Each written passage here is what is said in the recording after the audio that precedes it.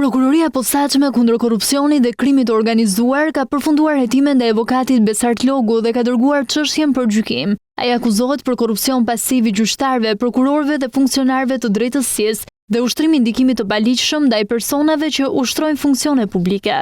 Hetimet nisën pas kallëzimit të shtetasit me inicialet SC, klienti i Logut, i cili ishte nën hetim për krim skemash mashtruese për tatimin mbi vlerën e shtuar, fshehje të ardhurash dhe falsifikim dokumentash. Sipas dosjes hetimore, më 13 dhjetor 2024, Logu ka marrë 8.000 euro nga një agent infiltruar, të cilin e besonte si përfaqësues i familjarëve të klientit. Në këmbim të shumës, avokati kishte premtuar se do të ndikonte tek prokurori, gjyqtari dhe ekspertët kontabël që po shërtonin çështjen në Tiranë për të lehtësuar pozitën e të arrestuarit dhe për ta nxjerrë nga burgu. Por sipas PAK, premtimi nuk u realizua dhe gjatë hetimeve u provua se parat nuk ishin shpërblim për shërbime ligjore, por përfitimi pa rregull me qëllim ndërhyrje në drejtësi.